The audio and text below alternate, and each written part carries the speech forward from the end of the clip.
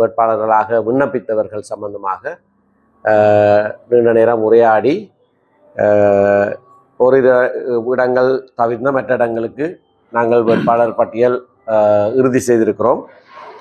முதலிலே யாழ்ப்பாண தேர்தல் மாவட்டத்திலே நேற்றைய தினம் அறிவித்தபடி திரு ஸ்ரீதரனும் நானும் போட்டியிடுகிறோம். யாழ்ப்பாண தேர்தல் மாவட்டத்திலே 9 வேட்பாளர்களை நாங்கள் நிறுத்த முடியும். திரு ஸ்ரீதரன், சுமந்திரன்,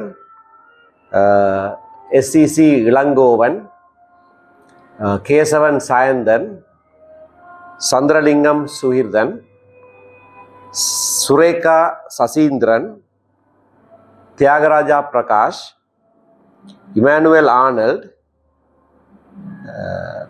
கிருஷ்ணவேணி ஸ்ரீதரன் ஆகிய வேட்பாளர்களை நாங்கள் நிறுத்துகிறோம். இதிலே நாங்கள் இருவர் ஏற்கனவே பாராளுமன்ற உறுப்பினர்களாக 3 தடவைகள் இருந்தவர்கள். ஆனால் மற்ற அனைவரும் முதல் தடவையாக போட்டியிடுகிற வேட்பாளர்கள். அனைவரும் இளம் வேட்பாளர்கள் என்று அழைக்கப்படக்கூடிய தகுதி உடையவர்கள். ஒருவர் 50 வயதானவர், மற்றவர்கள் எல்லாம் ஒருவர் 50 கூட்டின இளங்கோவன், மற்றவர்கள் எல்லாம் 50க்கு குறைவான வயதுடையவர்கள்.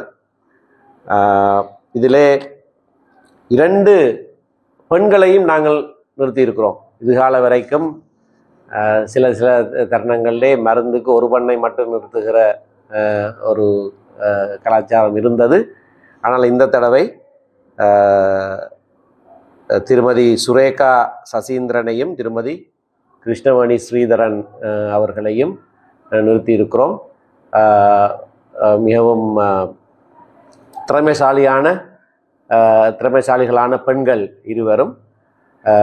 ஆகவே இந்த பட்டியல் சம்பந்தமாக நாங்கள் பெருமிதத்தோடு மக்கள் முன்பாக இதனை வைக்கக்கூடியதாக இருக்கிறது. மட்டக்களப்பு மாவட்டத்திலே நாங்கள் 6 பேரை நியமிக்க முடியும். அதில் 4 பேர்களை இன்றைக்கு நாங்கள் இறுதி செய்திருக்கிறோம். இரா சாணக்கியன், அவர் ஏற்கனவே பாராளுமன்ற உறுப்பினர். கிட்டினபிள்ளை சேயோன் எங்களுடைய இளைஞரணி தலைவர். தியாகராஜா சரவணபவன் முன்னாள் மட்டநகர் மாநகர சபை முதல்வராக இருந்தவர். வைத்தியர் ஸ்ரீநாத். இந்த 4 பேர்களையும் நாங்கள் இறுதி செய்திருக்கிறோம். அடுத்த 2 பேர்களும் மட்டக்களப்பு மாவட்ட கிளையோடு பேசி அது இறுதி செய்யப்படும். அதை தவிர வன்னி தேர்தல் மாவட்டம், திருவோணமலை தேர்தல் மாவட்டம், அம்பாறை தேர்தல் மாவட்டம் சம்பந்தமான விடயங்களிலே இன்னமும் வேட்பாளர் பட்டியல் பூர்த்தி செய்யப்படவில்லை.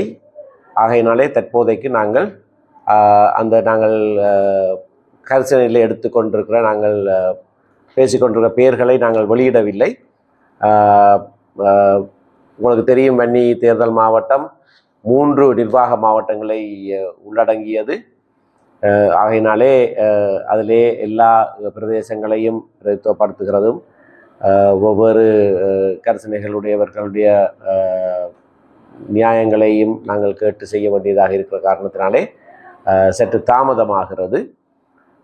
திருவண்ணாமலை, அம்பாறை மாவட்டங்களை பொறுத்தவரையிலே அம்பாறை மாவட்டத்திலே நாங்கள் இலங்கை தமிழரசு கட்சியாகவே போட்டியிடுகிறோம் என்கின்ற தீர்மானம் எடுக்கப்பட்டிருக்கிறது.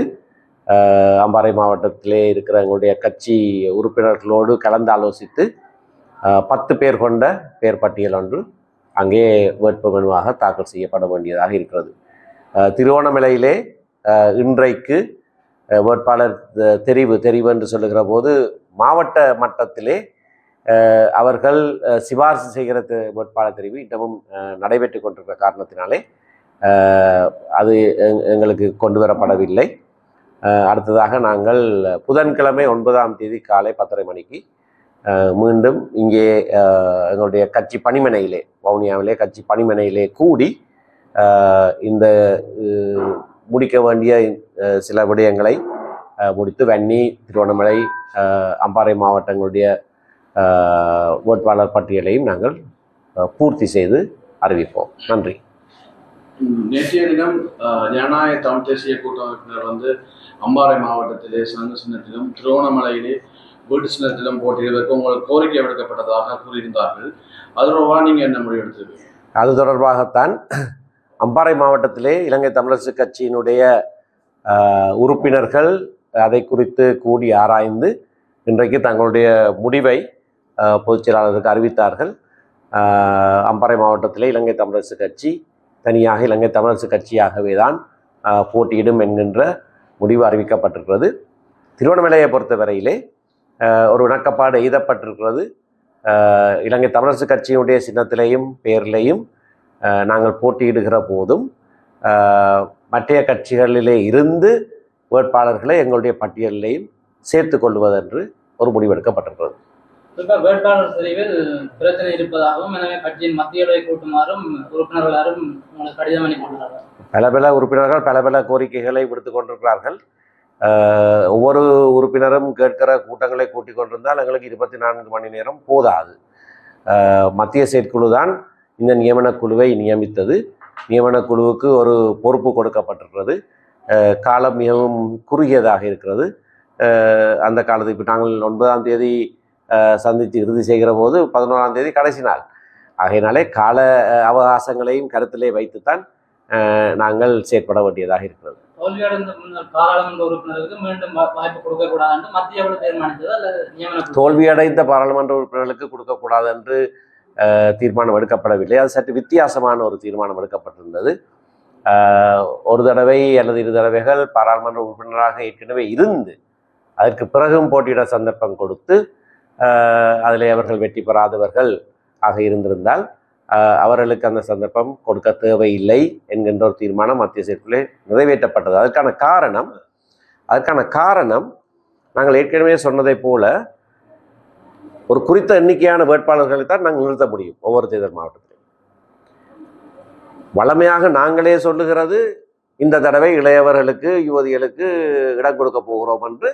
ஆனால் கொடுப்பது மிக கஷ்டமாக இருக்கும் என்றால் ஏற்கனவே இருந்தவர்களையும் நிரப்பிவிட்டு பிறகு மற்றவர்களை நிரப்புகிற போது பிரச்சனை.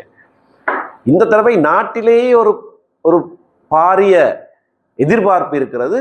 பழையவர்கள், நீண்ட காலம் இருந்தவர்கள் ஒதுங்கி புதியவர்களுக்கு இடம் கொடுக்க வேண்டும். நாட்டிலே ஏற்பட்ட மாற்றமும் அப்படித்தானே. இப்போ ஜனவரி தேர்தலில் ஏற்பட்ட மாற்றமும் அப்படித்தான். ஆகவே அப்படியான ஒரு எதிர்பார்ப்புக்கு எங்களுடைய மக்களும் அப்படியான எதிர்பார்ப்பில் இருக்கிறார்கள். நாங்கள் அப்படியானவர்களுக்கு இடம் கொடுப்பதாக இருந்தால் சிலர் விட்டு விலகத்தான் வேணும். ஆகையினால்தான் ஒரு வழிகாட்டலாக ஒரு தீர்மானம் நிறைவேற்றப்பட்டது. அந்த இடைவெளியை நாங்கள் பெற்றுக்கொள்வதற்கு புதியவர்களுக்கு, ஆற்றல் உள்ளவர்களுக்கு, இளையவர்களுக்கு, யுவதிகளுக்கு இடம் கொடுப்பதற்கான இடவசதியை நாங்கள் ஏற்படுத்துவதற்காக ஏற்கனவே சந்தர்ப்பம் கொடுக்கப்பட்டவர்கள் இருந்தவர்கள், சந்தர்ப்பம் கொடுத்தும் வெல்லாதவர்கள், ஒரு குறித்த வகையினர், அவர்களை இந்த தடவை கேட்க வேண்டாம் என்று சொல்லுவதென்ற ஒரு தீர்மானம் எடுக்கப்பட்டது. அதன் பிறகு நேற்றைய தினம் நான் ஊடகவியலாளருக்கு கருத்து சொன்னபோது ஒரு விடயத்தை சொல்லியிருந்தேன். பெண் வேட்பாளர்கள் கிடைக்கவில்லை, காடு வீடெல்லாம் அலைந்து திரிகிறோம் என்று நான் சொன்னது. உங்களுக்கு நன்றி, ஊடகவியலாளருக்கு நன்றி, நீங்கள் அதனை உடனடியாக பிரசித்தப்படுத்தினீர்கள். அதை கேட்டுவிட்டு நான் இப்பொழுது சொன்ன இந்த 2 பெண்மணிகளும் யாழ்ப்பாண தேர்தல் மாவட்டத்தில் போட்டியிடுறவர்கள் அதை கேட்டுவிட்டு இன்று காலை தான் தங்களுடைய விண்ணப்பத்தை கொடுத்தார்கள். என்னோடு பேசினார்கள். இப்படியாக நீங்கள் சொல்கிறீர்கள், எங்களுக்கும் மனதை உறுத்துகிறது, நாங்கள் முன்வருகிறோம் என்று. கேட்ட 2 பேருக்கும் நாங்கள் கொடுத்திருக்கிறோம். கேட்ட 2 பேருக்குமே கொடுத்திருக்கிறோம். ஆகவே பெண்களுக்கு இடம் கொடுப்பதில்லை என்கின்ற குற்றச்சாட்டு இருக்கக்கூடாது. இயன்றவரை அவர்களுக்கு நாங்கள் இடம் கொடுக்கிறோம். வாக்காளர்களிடத்திலையும் கேட்கிறோம். இந்த அரசியல் கலாச்சாரம் மாற வேண்டுமாக இருந்தால் மக்கள் மத்தியிலே என்ன மாதிரியான வீதாசாரத்திலே பெண்கள் ஆண்கள் இருக்கிறார்களோ அது பிரதிபலிக்கப்பட வேண்டும். நீங்கள் தேர்ந்தெடுக்கிறவர்களை ஆகவே அதையும் கருத்தில் கொண்டு இந்த தடவை மிக நேர்மையாக உண்மையாக பெண்கள் உள்வாங்கப்பட வேண்டும் என்ற கருத்தோடு நாங்கள் எங்களுடைய வேட்பாளர் பட்டியலை தயாரிக்கிறோம்.